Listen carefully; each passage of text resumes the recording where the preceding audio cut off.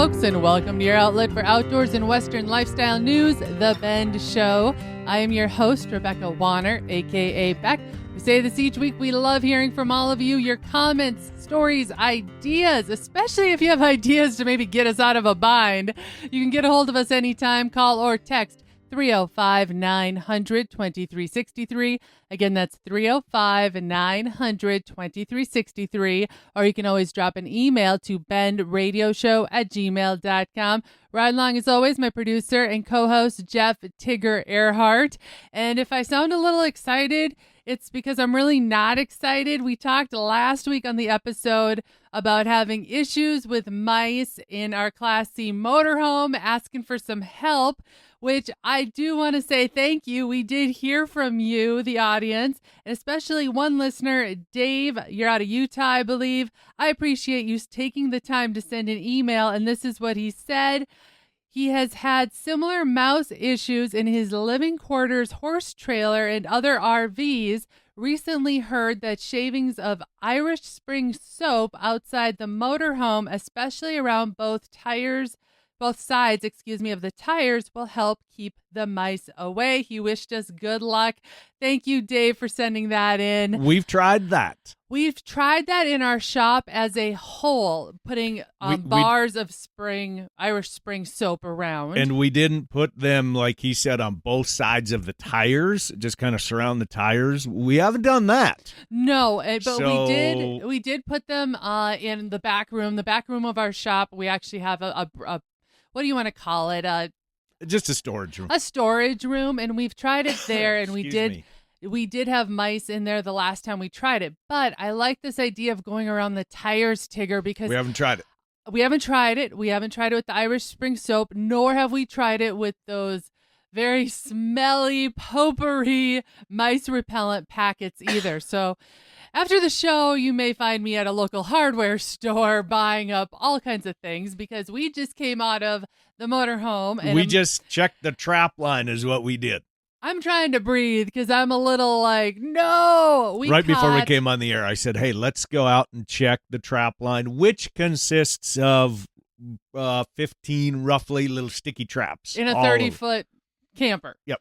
And back by our bedroom, besides the bed, Tigger came across 2 traps that each sticky trap had a mouse in it. And then as he was carrying them out the door, I happened to look down, that first step when you go into your motorhome.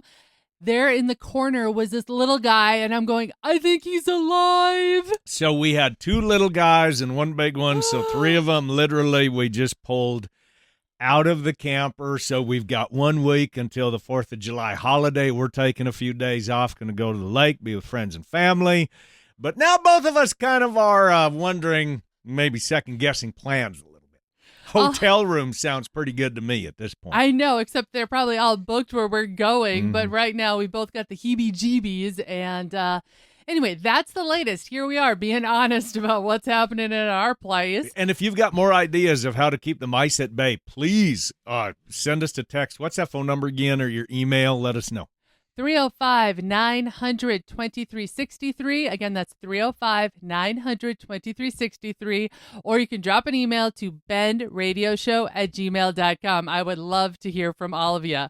On that note, let's jump into some news of happier things, okay? This takes us to New Zealand, where a New Zealand fisherman is celebrating an extraordinary catch after battling a massive bluefin tuna and a hungry shark from the seat of his jet ski. And these are nicer things we're going on to, that he was battling a shark? Well, it's an outdoor show. You never know what we're going to have. Continue. Fighting a massive tuna. Matt Ringott was fishing off of a New Zealand bay on June 19th, just this last month here, when he hooked a bluefin tuna weighing more than 220 pounds.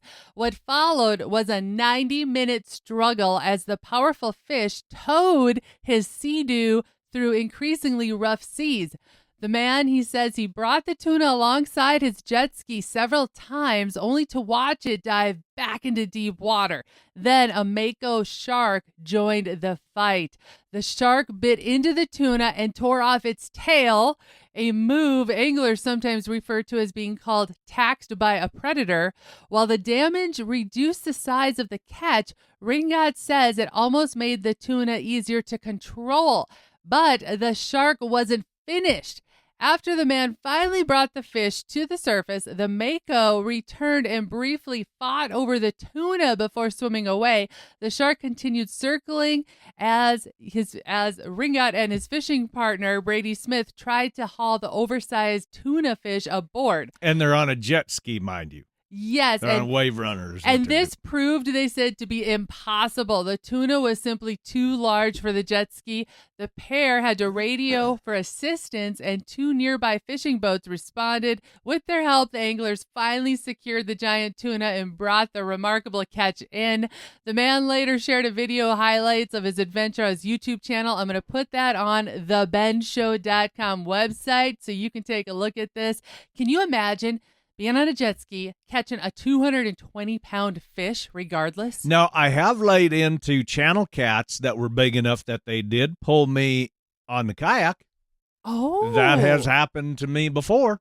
Okay. And this isn't the one that got away story, ha, ha, ha. No, that's legit, that the channel cat was big enough that it did pull me a little bit. Not like this, that is pulling me out into the ocean, but it was strong enough that it did pull me around a little bit. You know, I'm getting excited because I guess we just got over the mice story. Now we're talking about some fishing. We're all going into the 4th of July holiday weekend.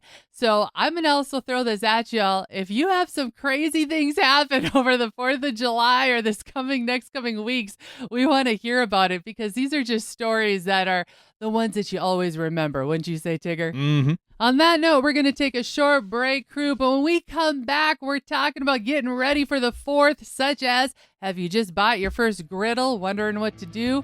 Well, we're going to talk about it. You're listening to The Ben Show, and we'll be back right after this.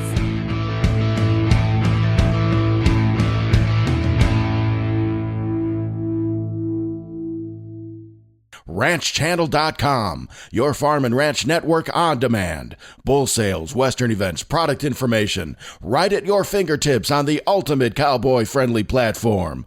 Want to follow up-to-date markets? RanchChannel.com. No need to dig for information on all these different websites. It's all right there on RanchChannel.com. Y'all are loving it now, aren't you? Are you looking for true price discovery for your feeder cattle? Look no further than Superior Livestock Auction. The Week in the Rockies sale is coming up July 6th through the 10th, followed by the Video Royale sale. To consign to the Video Royale, cattle need to be cataloged by July 10th, and videos need to be submitted by July 17th. Again, July 10th for the catalog and July 17th for videos to consign to the Video Royale. Any questions, reach out to your Superior Livestock Auction rep or call Superior Livestock Customer Service at 800-422-2117. View the sale live on Dish Network Channel 997 and online at sla-tv.com. If you're buying or selling cattle, make your first stop livestockmarket.com. Bred cows, heifers, pairs, bulls, and frozen genetics, even feeder calves. You'll find them all at livestockmarket.com. Livestock Market features private treaty sales, online auctions, and live production sale bidding. You'll also find horses, sheep, goats, and hay. Check out the free Livestock Market magazine wherever you pick up Tractor House and download the Livestock Market mobile app today.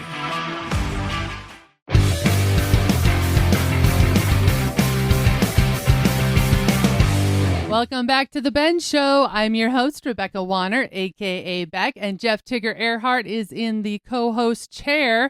With the camping going on, how many of you are now finally pulling the trigger and buying that first griddle? They've been watching them and watching them, and they're on sale. For years, right? Griddles have been around now for a couple of years. You finally saved up. You're like, I'm going to join the rest of the crowd. You found the one you wanted. Tigger, what is one of those things that folks need to know when they first pull out, their griddle? One of those things or multiple things? Well, seasoning. I know, I'm going to throw it out there. A lot of people don't realize maybe you have to season it correctly. Do you have any tips for that? I believe in that. Yeah, I totally believe in if you get, I'm going to throw cast iron and Dutch ovens in there too. You 100%. Buy them. It's griddle the same way. You can grab it and cook on it and use it right away. Absolutely, 100%. If that's what you want to do, go for it. In my opinion, which has been more failure than success, that you will want to season it first. I do that all the time. And any new cast iron that we get, season it first. Griddle, same situation. Season it before you use it. Well, and on that note, buy yourself some time, because the seasoning part of a griddle for the first time isn't really fast. You got to heat it up. Yep. I mean, you do. You take it all the way up. You heat it up. You turn all your burners on as high as they will go. Get it awfully darn hot, and then turn your heat off. Put your oil on that you're using. Make sure that you're using an oil that has a very, very high temperature to it, a high cooking temperature, because that needs to bake into the kind of the griddle top, the cast iron top, the Dutch oven, if you will, and then just let it cool down naturally. Now it's ready to go for your first time when you do use it for cooking, which, by the way, the first time that you use it, make sure you do need to keep using oil, though. And I know some people get confused, and I know a lot of you are saying, oh, come on, this is old hat. Remember, you started somewhere, too, and you made these mistakes. So the first time you use it, after it's seasoned properly, make sure that you're always using oil all the time. And some people forget that. They assume because it's seasoned, I don't need to use oil anymore. That's not the case. You need to use it all the time. Well, and thinking about not just oil, there's another product you really like. Oh, Bacon Up.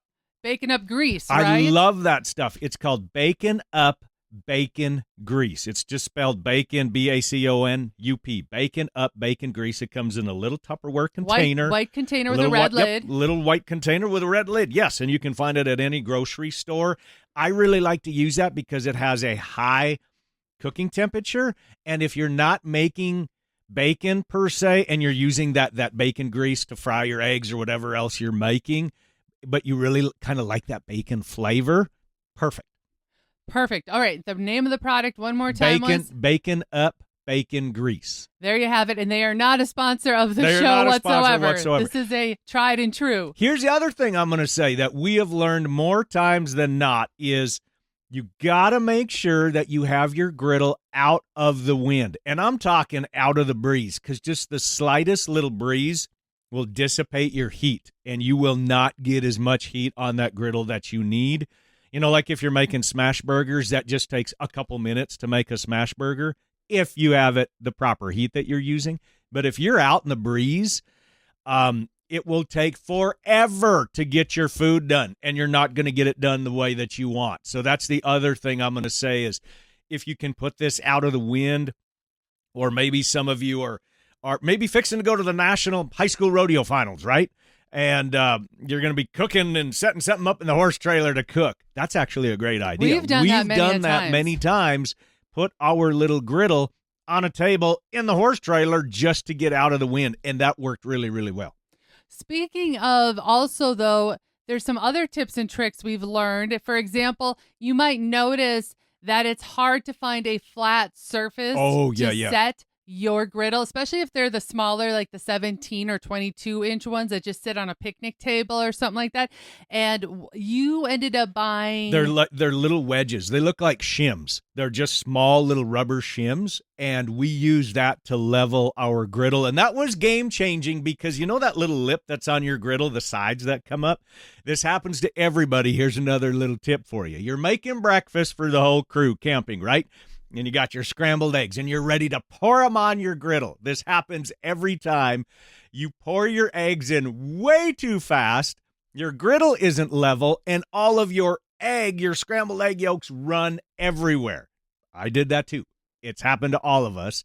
So here's a little trick. Number one, buy those little wedges so you can keep your griddle level. And they're cheap, only a couple bucks. Oh, they're only a couple bucks on Amazon. You can get a pack of 12 for like $10 or something like that. And then the other thing, when you're making your eggs, pour very slowly onto your griddle top, because if you are unlevel, where do they want to run? Out the catch trap in the back, right? That's where all of your eggs want to run. So pour it very slowly, and I've even made like a little dome. So you pour a few eggs, and then you scrape them away, and they start solidifying, and then you pour the rest of your eggs inside of that little volcano, that little dome. That also keeps your eggs from running all over your griddle.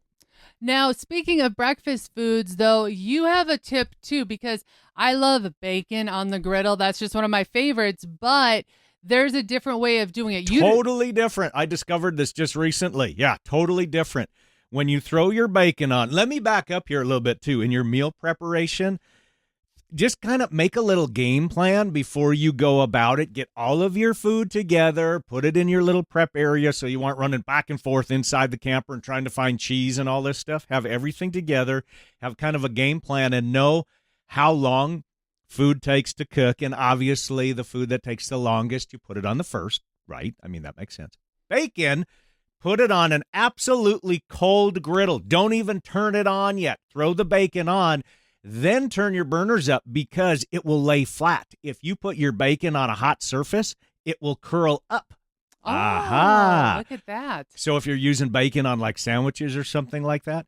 Now, here's the other thing on different heat sources or heat temperatures on your griddle.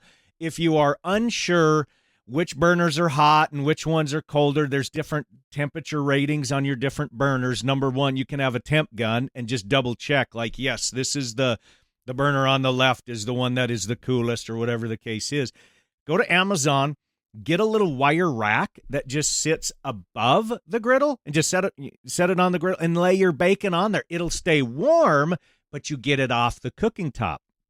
Same way with biscuits or pancakes. Pancakes or buns for your smash burgers or something like that you want to keep them warm, but you want to not burn them and get them off that griddle top. Put them on that little cooking rack. Amazing.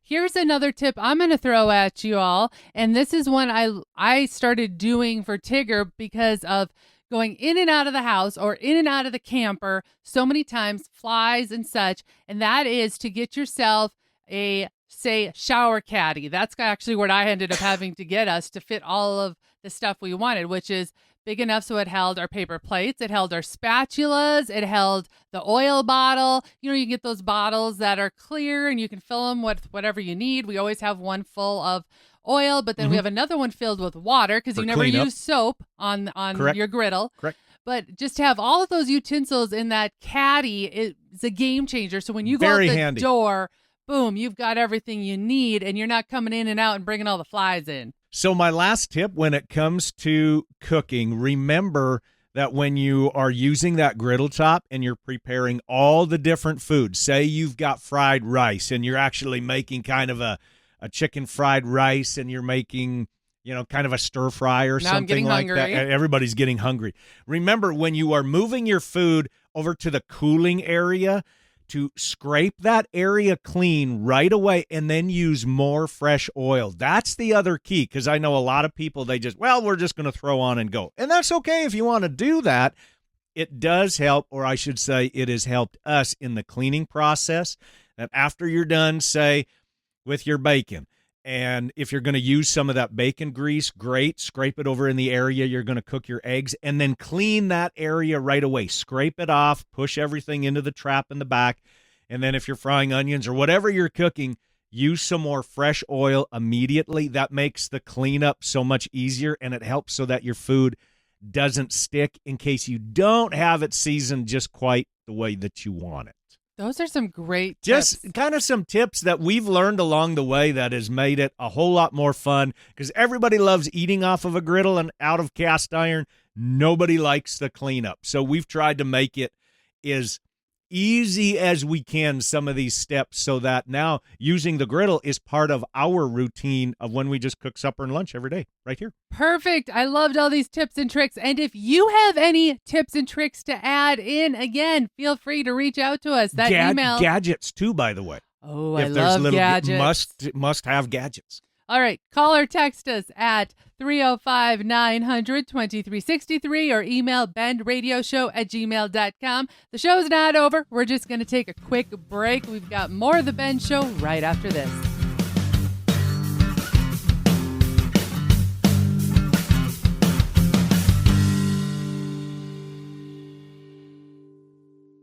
What if your bull selection could help put more money in your pocket? At Jorgensen Land and Cattle, every bull is bred and tested for feed efficiency, a trait that can help you maximize production and profitability.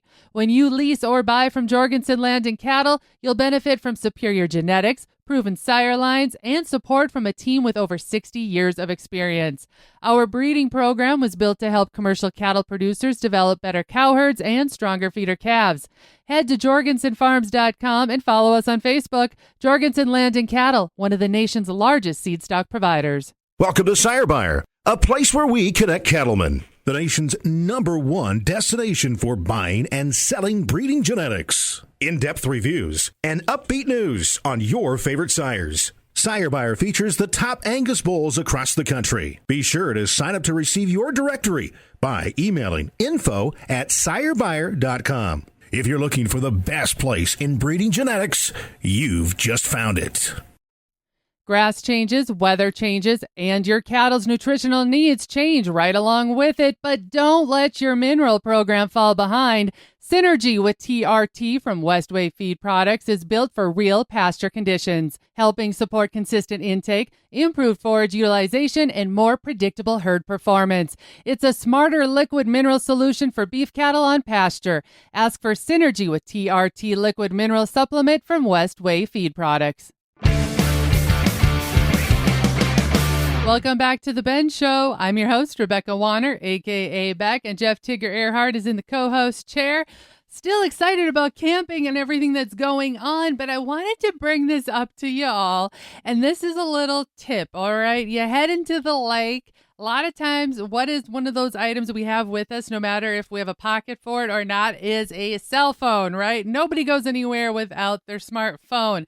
I'm going to tell you right now, I've learned from experience, it only costs a couple dollars, but get yourself one of those protectors. It's a little pocket. You just search waterproof cell phone protector, and it comes with a cord, goes around your neck.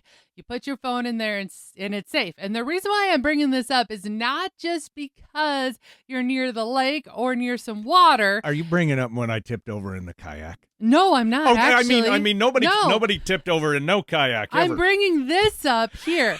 Okay, you know parks, they have what are called vaulted toilets, right? You know what I'm talking about. There's no flushing toilets. You see a bathroom, you open the door, that's a hole in the ground and a seat on it, right? That's called a vaulted toilet? That's called a vaulted toilet. Okay. Well, this just recently happened to a camper last week out in California. It wasn't his phone, but he had his sunglasses hooked in a pocket and they fell in the vaulted toilet. And apparently they were an expensive pair of sunglasses. He did. This gentleman reached in to try and get his sunglasses out of that sewage, fell into the vaulted toilet. I'm not even making this up, okay?